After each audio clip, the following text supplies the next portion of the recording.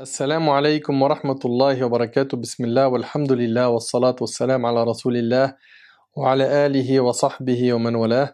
Rabbi sharah li sadri wa yassir li amri wahlul 'uqdatan min lisani yafqahu qawli. Mes frères et sœurs, parlons aujourd'hui de l'importance de garder espoir en Allah tabarak wa ta'ala dans les moments difficiles.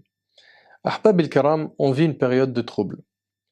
On vit une période où le vrai est devenu faux et le faux est devenu vrai. Et d'après Abu Huraira radiyallahu anhu, le prophète sallallahu alayhi wa sallam a dit: viendront pour les gens des années trompeuses, au cours desquelles le menteur sera déclaré véridique. Regardez bien, le prophète sallallahu alayhi wa sallam nous dit qu'on va connaître des années trompeuses au cours desquelles le menteur sera déclaré véridique. L'homme véridique sera déclaré menteur. On considérera le traître comme étant digne de confiance, et l'homme digne de confiance sera accusé de traître. Et au cours desquels Ar-Ruwaybida se prononcera. Quelqu'un a demandé au messager d'Allah: qui est Ar-Ruwaybida? Et le prophète sallallahu alayhi wa sallam répondit: l'homme vil, doté de peu de science, qui se prononcera dans les affaires du peuple, rapporté par Ibn Majah. Nous vivons cette époque. Dans ce climat électrique, il est important de rappeler aux musulmans et aux musulmanes qu'il ne faut pas perdre espoir en Allah tabarak wa ta'ala, et qu'il faut continuer à construire. Comme vous le savez, cette vie n'est pas stable. Cette vie contient du bon et du mauvais, des moments de joie et des moments de tristesse. Et l'espoir est un moteur qui aide à surmonter les épreuves. Ce qui pousse un commerçant à voyager et prendre des risques, c'est son espoir de gagner de l'argent. Ce qui fait qu'un étudiant veille à réviser et à faire beaucoup d'efforts, c'est son espoir de réussir son année. Ce qui fait aimer aux malades ces médicaments amers, qui sont difficiles à prendre, c'est son espoir de guérir. Et ce qui encourage le croyant à délaisser ses passions illicites et à tenir face aux tempêtes, à obéir à Allah tabarak wa ta'ala, c'est son espoir d'obtenir sa satisfaction et son paradis. Comprenez, ahbab il-kiram, que l'espoir est très important dans la vie d'un musulman. Une vie sans espoir est une vie très dure. Aujourd'hui, avec l'aide d'Allah tabarak wa ta'ala, on va parler de 4 points. 1. L'interdiction de désespérer malgré que nous vivons une vie pleine d'épreuves. 2. L'importance de l'espoir dans la vie. 3. Les sources d'espoir chez le musulman. 4. Ça sera une conclusion. Premièrement, l'interdiction de désespérer. Allah tabarak wa ta'ala a interdit de désespérer en lui azza wa jal. Allah tabarak wa ta'ala a dit: قَالَ وَمَنْ يَقْنُطْ مِنْ رَحْمَةِ رَبِّهِ إِلَّا الضَّالُّونَ. Et qui désespère de la miséricorde de son Seigneur, sinon les égarés? Ahbab il-kiram, Abdullah ibn Mas'ud radiyallahu anhu, en évoquant les grands péchés, il évoqua l'association à Allah, le désespoir de la miséricorde d'Allah et se sentir à l'abri du stratagème d'Allah. Le désespoir est une cause de la corruption du cœur. Un cœur ne peut être en bon état alors qu'il est noyé dans le désespoir. Et d'après Abu Huraira radiyallahu anhu, le prophète sallallahu alayhi wa sallam a dit: lorsque vous entendez quelqu'un dire les gens ont péri, sachez qu'il est celui qui périt le plus, rapporté par Muslim. Dites jamais c'est fichu pour la Ummah. N'ayez jamais ce discours pessimiste. N'ayez jamais ce discours pessimiste. Comprenez donc qu'il faut garder espoir en Allah azza wa jal, et ce, même si vous êtes éprouvé. Et même si l'épreuve s'est intensifiée. Et comme vous le savez, l'épreuve fait partie de la vie du croyant, et celle-ci sert à le purifier et à l'élever en degré. Allah tabarak wa ta'ala a dit dans Surat Al-Ankabut, je vous rappelle ces quelques versets et ces hadiths du prophète sallallahu alayhi wa sallam sur les épreuves. Dans Surat Al-Ankabut, Allah tabarak wa ta'ala a dit: بعد أعوذ بالله من الشيطان الرجيم بسم الله الرحمن الرحيم ألف لام ميم أحسب الناس أن يتركوا أن يقولوا آمنا وهم لا يفتنون ألف لام ميم. Est-ce que les gens pensent qu'on les laissera dire nous croyons sans les éprouver? Est-ce que vous pensez que vous allez vivre une vie de croyant sans épreuve? C'est pas possible. Allah tabarak wa ta'ala dit également dans Surat Al-Baqarah: Am hasibtum an tadkhulul al-jannah wa lamma ya'tikum mathalul ladhina khalaw min qablikum massathumul ba'sa wad-dharra wa zulzilu hatta yaqula ar-rasulu wal ladhina amanu ma'ah mata nasrullah ala inna nasrallahi qarib. Allah azza wa jalla nous dit: pensez-vous entrer au paradis alors que vous n'avez pas encore subi des épreuves semblables à celles que subirent ceux qui vécurent avant vous? Misère et maladie les avaient touchés, et ils furent secoués jusqu'à ce que le messager, et avec lui ceux qui avaient cru, se fussent écriés: quand viendra le secours d'Allah? Quoi? Le secours d'Allah est sûrement proche. Allahu Akbar. Allah Azzawajal nous rappelle qu'on entrera au paradis que lorsqu'on aura vécu des épreuves semblables à celles qu'ont subies nos ancêtres. Gardez ça en tête. Cette vie, sa base, c'est l'épreuve. Et gardez également en tête qu'Allah Tabaraka wa Ta'ala ne fait jamais porter une charge au-dessus de la capacité d'une personne. C'est-à-dire que si tu as fait porter telle ou telle épreuve, c'est que tu as la capacité de la supporter. Allah Tabaraka wa Ta'ala dit dans sourate Al-Imran: لَتُبْلَوُنَّ فِي أَمْوَالِكُمْ وَأَنفُسِكُمْ وَلَتَسْمَعُنَّ مِنَ الَّذِينَ أُوتُوا الْكِتَابَ مِنْ قَبْلِكُمْ وَمِنَ الَّذِينَ أَشْرَكُوا أَذًى كَثِيرًا وَإِنْ تَصْبِرُوا وَتَتَّقُوا فَإِنَّ ذَلِكَ مِنْ عَزْمِ الْأُمُورِ. Certes, vous serez éprouvés dans vos biens et vos personnes. Écoutez bien ce qu'Allah subhanahu wa ta'ala nous dit, s'il vous plaît. Et certes, vous entendrez de la part de ceux à qui le livre a été donné avant vous, et de la part des associateurs, beaucoup de propos désagréables. Mais si vous êtes endurant et pieux, voilà bien la meilleure résolution à prendre. Allahu Akbar. Ici, Allah Tabaraka wa Ta'ala nous dit qu'on va entendre des propos désagréables. Et il nous dit, Azza wa Jal, mais si vous êtes endurant, soyez patient, soyez fort, tenez le coup, la vie est courte. Vous savez en plus que le prophète sallallahu alayhi wa sallam a dit: ma communauté vivra entre 60 et 70 ans, et peu d'entre eux dépasseront cet âge. T'as quel âge? Fais le bilan de ta vie. Il est possible que ce soit bientôt notre fin. Accrochez-vous donc et soyez forts. Allah Ta'ala dit: mais si vous êtes endurant et pieux, voilà bien la meilleure résolution à prendre. Soyez patient et soyez pieux. Tout a une fin. Les épreuves ont une fin. Cette vie a une fin. Et nous, on le sait, qu'après cette vie, on en a une autre qui nous attend et qui, elle, est éternelle. Anas radiyallahu ta'ala anhu a dit, le messager d'Allah sallallahu alayhi wa sallam a dit: quand Allah veut du bien de son serviteur, il lui accélère son châtiment dans ce monde. Allahu Akbar. C'est-à-dire, quand Allah il te veut du bien, il va t'accélérer ton châtiment ici-bas. Pourquoi? Pour que tu ne payes pas de facture le jour du jugement. C'est-à-dire que tu vas te retrouver avec des problèmes de famille, de santé, d'argent, etc. Et ça va être comme ça tout au long de ta vie. Pourquoi? Parce qu'Allah il te veut du bien. Il veut te préparer à ce que lorsque tu arrives le jour du jugement, tu sois lavé de tes fautes.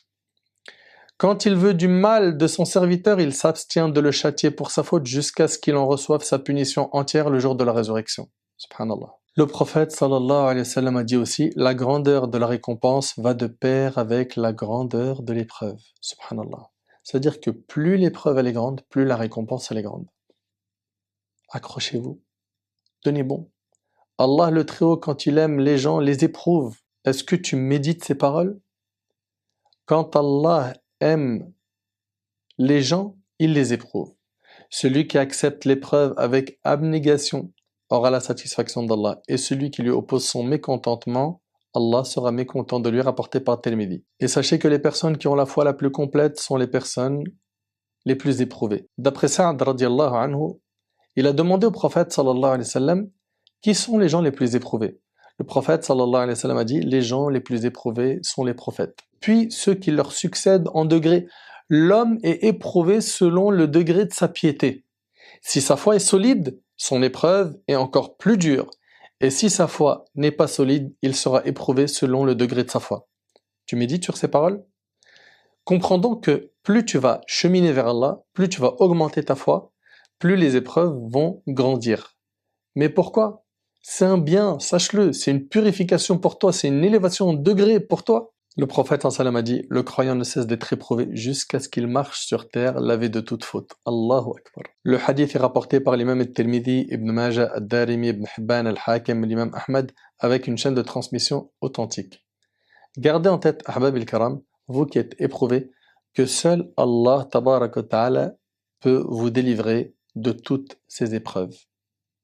Allah ta'ala a dit: wa in yamsaska Allahu bidur فلا كاشف له إلا هو وإن يمسسك بخير فهو على كل شيء قدير وهو القاهر فوق عباده وهو الحكيم الخبير. Allah tabaraka wa ta'ala dit dans Sourate Al-An'am, Sourate 6, versets 17 et 18: et si Allah fait qu'un malheur te touche, nul autre que lui ne peut l'enlever.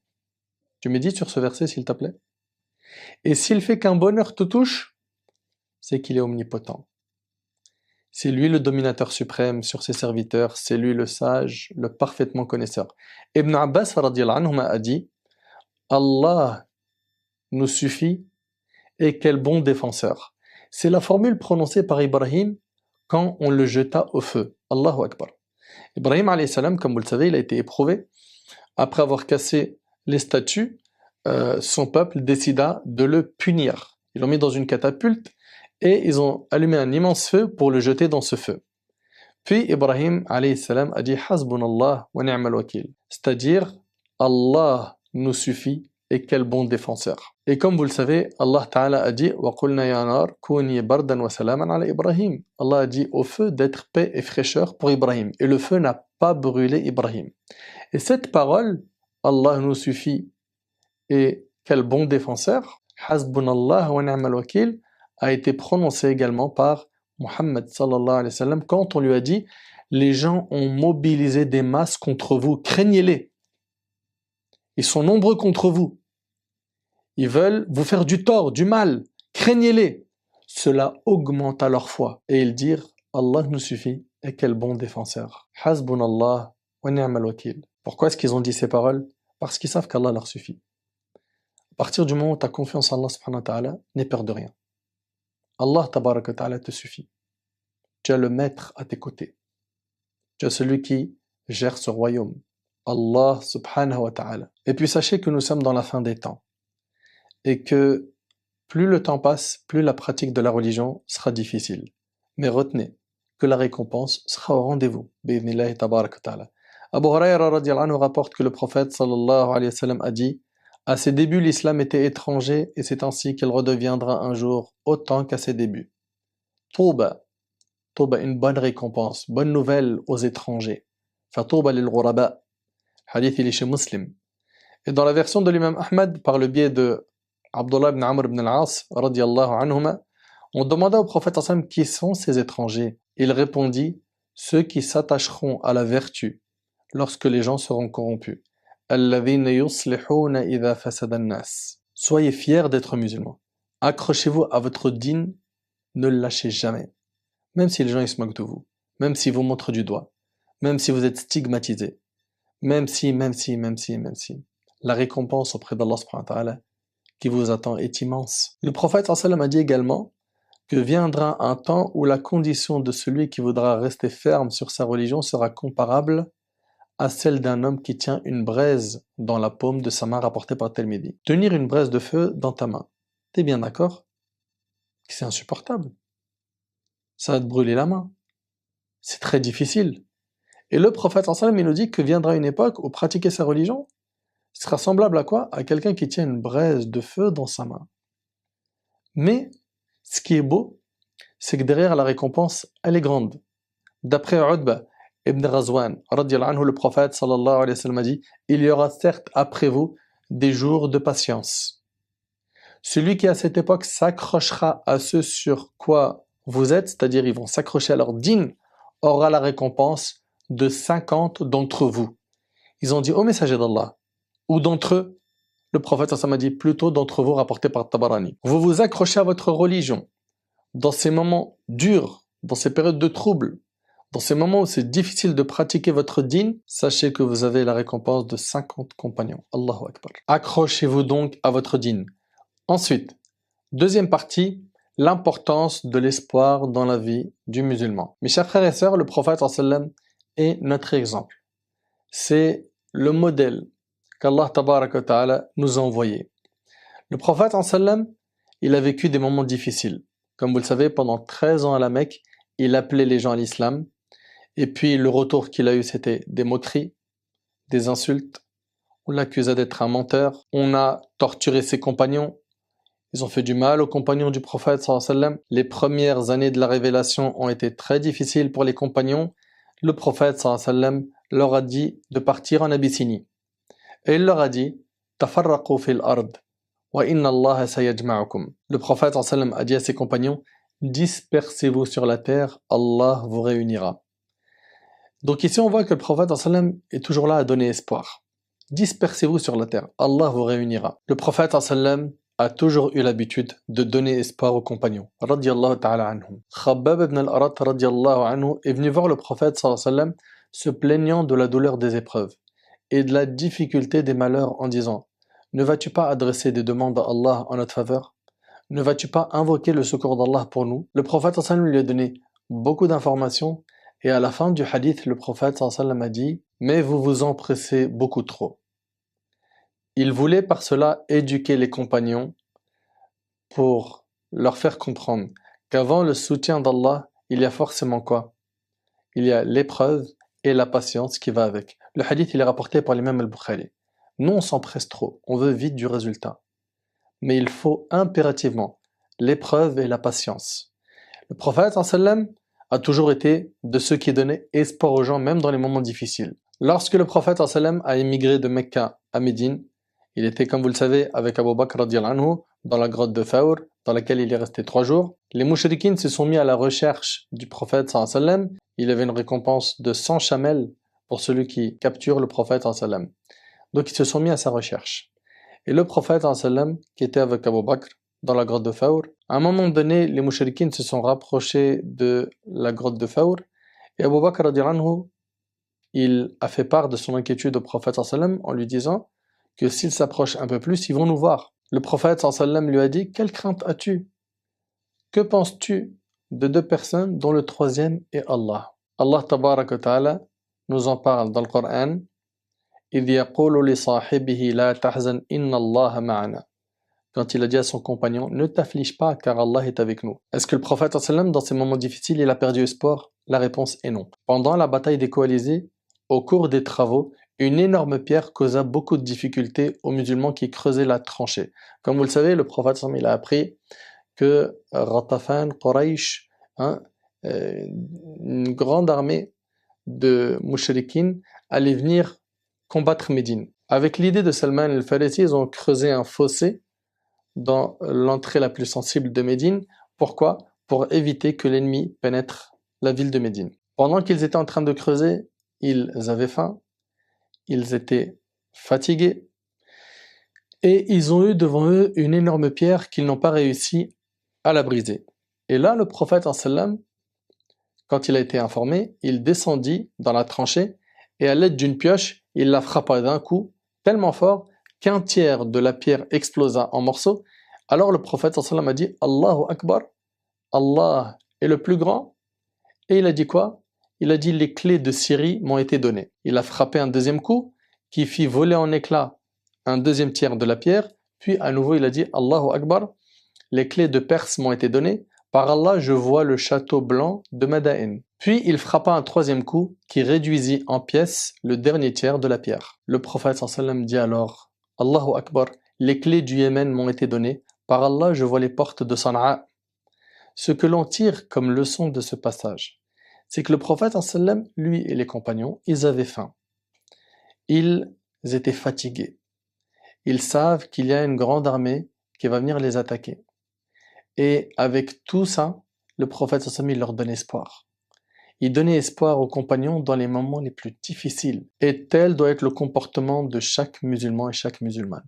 Il faut impérativement que, pendant les moments difficiles, on soit des moteurs d'espoir et non l'inverse. Et je rappelle que nous qui appelons Allah subhanahu wa ta'ala, nous sommes responsables de la transmission du message et non du résultat. Je dis ça pourquoi? Parce qu'il est possible que certains imams pendant cette période difficile commencent à perdre espoir. Ne perds pas espoir, accroche-toi et remplis ta mission. Et rappelle-toi que tu n'es pas responsable du résultat. Ce qui t'est demandé, c'est de faire le bien, de propager le bien, et non pas avoir du résultat. Je te rappelle qu'Ibn Abbas radiyallahu anhu rapporte que le prophète sallallahu alayhi wa sallam a dit « Les différentes communautés me furent présentées et je vis un prophète ou deux passer accompagné d'un groupe d'hommes. Un prophète qui n'avait aucun compagnon. » C'est-à-dire que le jour du jugement, il y aura un prophète que personne n'a suivi. Retiens bien que ce qui est demandé au prophète, c'est de transmettre et non le résultat. Il en est de même pour nous. Et ce hadith, il est rapporté par l'imam Muslim. Mes frères et sœurs, notre prophète Ibrahim alayhi salatu wassalam, alors qu'il était devenu âgé et qu'il n'avait pas encore eu d'enfant, il demanda à Allah Ta'ala de lui accorder un enfant pieux. Pas n'importe quel enfant, un enfant pieux. Il a toujours eu une bonne opinion d'Allah subhanahu wa ta'ala. Il a gardé espoir en Allah subhanahu wa ta'ala. Il a dit « Rabbi habli minas salihin » Seigneur, fais-moi don d'une progéniture d'entre les vertueux. Et Allah Ta'ala a exaucé son invocation Il lui a accordé, comme vous le savez, Ismaïl et Ishaq alayhim salam. Le prophète Moussa alayhi salam, il est poursuivi par Pharaon et son armée, puis d'un seul coup il se retrouve devant la mer. Devant la mer. Et les croyants autour de Moussa ont dit Qala ashabu Moussa inna la mudrakoun. Qu'est-ce qu'ils ont dit? Ils ont dit nous allons être rejoints. Et Allah tabaraka wa ta'ala nous dit que le prophète Moussa a dit Kalla inna ma'iya rabbi sayahdin. Jamais, car j'ai mon Seigneur avec moi qui va me guider. Il a gardé espoir en Allah subhanahu wa ta'ala. Il n'a pas perdu espoir en Allah azza wa jalla alors que c'était difficile. فأوحينا إلى موسى أن اضرب بعصاك البحر فانفلق فكان كل فرق كالطود العظيم. Subhanallah. Allah tabaraka wa ta'ala nous dit alors nous révélâmes à Moussa frappe la mer de ton bâton.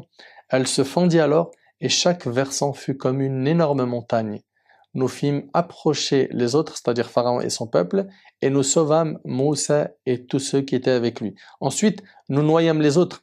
Voilà bien là un prodige, mais la plupart d'entre eux ne croient pas. Le prophète Yaqub alayhi salam, il aimait beaucoup son fils Youssouf, qui, comme vous le savez, a été jeté dans le puits par ses frères, qui l'enviaient. Il n'a pas connu le désespoir. Qu'est-ce qu'il a dit? Il a dit « Fasabrun jamil », n'est-ce pas?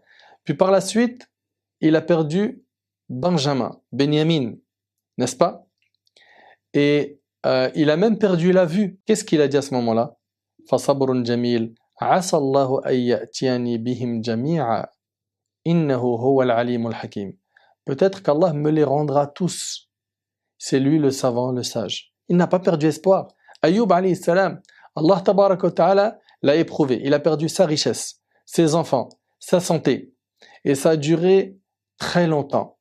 Ayyub alayhi salam a invoqué Allah subhanahu wa ta'ala wa ayyuba idh nada rabbah anni massani ad-durr wa anta arhamur rahimin.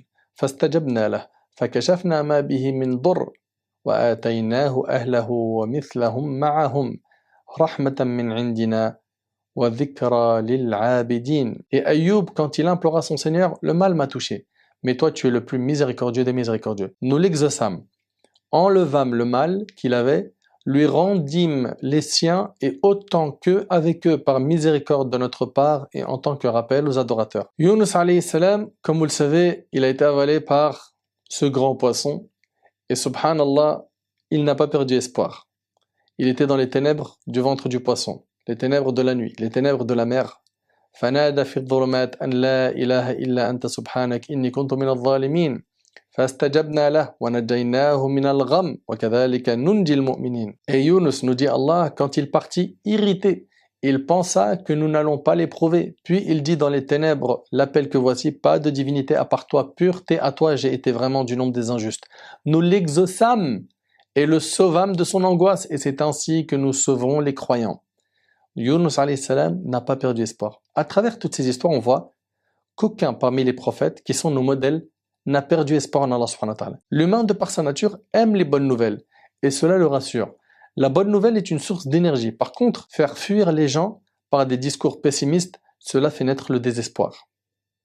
Le prophète sallallahu alayhi wa sallam, dans le hadith de Anas ibn Malik radiyallahu ta'ala anhu, il a dit « Yassiru wa la tu'assiru » Rendez les choses faciles, ne les rendez pas dures. Et il a dit, sallallahu alayhi wa sallam, annoncez des bonnes nouvelles et ne faites pas fuir les gens. Dans mon discours, ne comprenez pas que je suis en train de déconnecter les gens de la réalité du contexte. Non. Je sais que nous sommes en train de vivre des jours difficiles. Mais il faut impérativement se rappeler que nos prophètes, que les compagnons, nos ancêtres, les pieux prédécesseurs ont connu des difficultés qui étaient plus grandes. Ils n'ont pas perdu espoir. Ils se sont accrochés. Et c'est ça qu'il faut garder en tête, Allah yabarik fikum.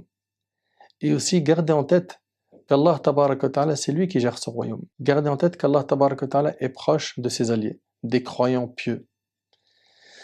Allah tabaraka wa ta'ala nous dit قُلِ اللَّهُمَّ مَالِكَ الْمُلْكِ تُؤْتِي الْمُلْكَ مَنْ تَشَاءُ وَتَنْزِعُ الْمُلْكَ مِمَّنْ تَشَاءُ وَتُعِزُّ مَنْ تَشَاءُ وَتُذِلُّ مَنْ تَشَاءُ بِيَدِكَ الْخَيْرُ إِنَّكَ عَلَى كُلِّ شَيْءٍ قَدِيرٌ. Dis, ô Allah, maître de l'autorité absolue, tu donnes l'autorité à qui tu veux, et tu arraches l'autorité à qui tu veux, et tu donnes la puissance à qui tu veux, et tu humilies qui tu veux. Le bien est en ta main, et tu es omnipotent. Dans ce verset, on comprend que la puissance appartient à Allah, et qu'il ne faut s'en remettre qu'à lui. Allah, tabaraka wa ta'ala, il est le seul. qui peut nous être utile ou qui peut nous causer du tort. Et rappelez-vous qu'Allah subhanahu wa ta'ala a dit « وَإِن يَمْسَسْكَ اللَّهُ بِضُرٍّ فَلَا كَاشِفَ لَهُ إِلَّا هُوَ وَإِن يَمْسَسْكَ بِخَيْرٍ فَهُوَ عَلَى كُلِّ شَيْءٍ قَدِيرٌ » Et si Allah fait qu'un malheur te touche, nul autre que lui ne peut l'enlever. Garde ça en tête, Allah yabarik fik. Et s'il fait qu'un bonheur te touche, c'est qu'il est omnipotent. Garde en tête qu'il ne faut avoir peur que d'Allah Azza wa Jal.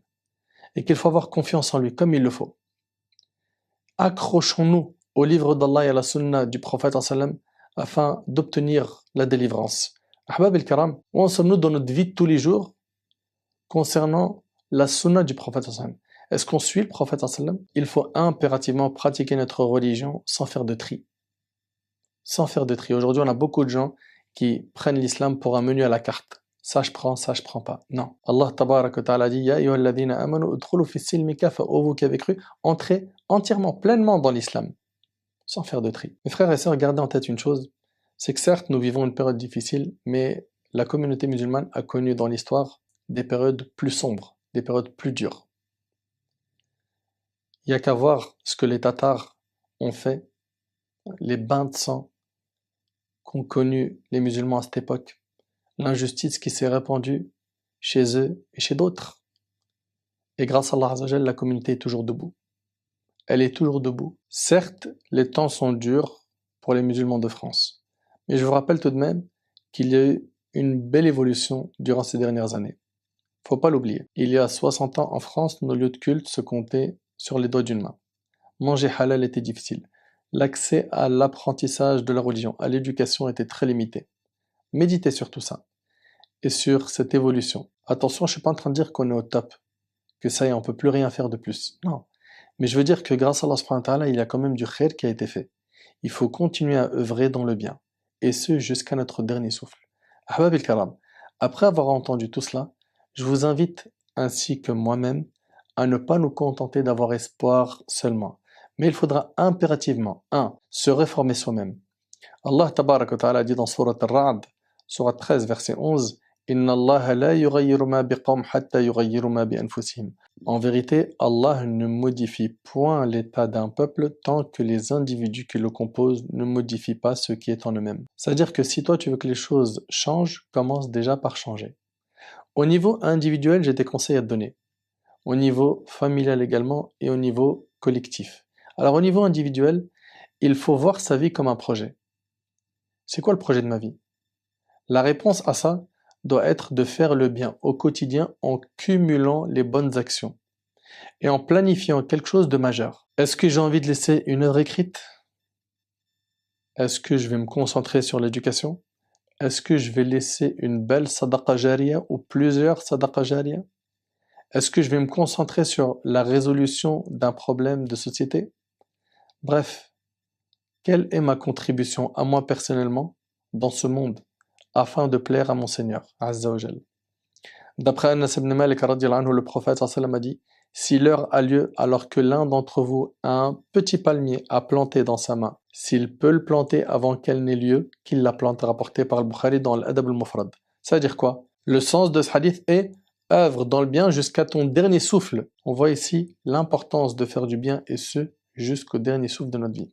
Ça c'est donc au niveau individuel, faut que tu aies des projets dans ta vie. Au niveau familial, le conseil que j'ai à donner, c'est de veiller à ce que notre maison, notre foyer, soit un endroit de rayonnement, un endroit de douceur, de bienveillance, d'adoration, un cocon où l'on se sent bien, un abri face à la brutalité de ce monde, un endroit où l'on reprend des forces, humainement et spirituellement, un endroit où nos enfants trouvent l'amour, le savoir et l'éducation dont ils ont besoin pour devenir des adultes forts, bienveillants et épanouis.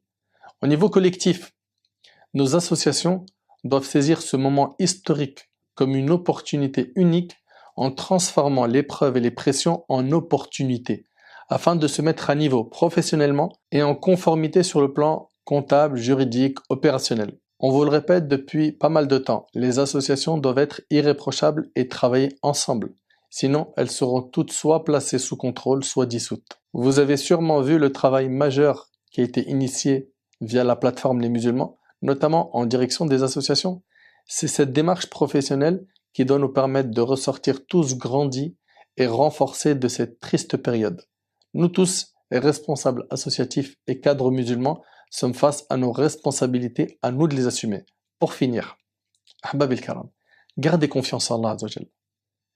Gardez espoir en Allah subhanahu wa ta'ala. Gardez espoir qu'Allah tabaraka wa ta'ala vous réserve de grandes récompenses si vous restez sur le chemin droit. Restez droit dans vos bottes et ne vous laissez pas intimider. Investissez-vous à fond pour faire le bien. Fais le bien jusqu'à la fin de ta vie. En cas d'un acte islamophobe, faites valoir vos droits avec les moyens légaux. Solidifions nos structures, associations, etc. au niveau des normes de sécurité, compta. Ne lâchons rien. Soyons unis et soutenons-nous les uns les autres, soutenons nos associations, restons solidaires. Si je récapitule les gros points, c'est garde espoir et fais des bonnes actions jusqu'à ton dernier souffle. Garde espoir et fais des bonnes actions jusqu'à ton dernier souffle. Le mot de la fin, les non-musulmans ne lisent ni le Coran, ni les hadiths du prophète sallam. Ils vous lisent vous. Soyez un ambassadeur de l'islam. Laissez voir la sunna en vous. Ayez un bon comportement et répandez la beauté de l'islam en la pratiquant correctement. أسأل الله سبحانه وتعالى أن ينفعني بما قلت وأن ينفعكم بما سمعتم. هذا ما أعلم والله عز وجل أعلى وأعلم. سبحانك اللهم بحمدك أشهد أن لا إله إلا أنت أستغفرك وأتوب إليك.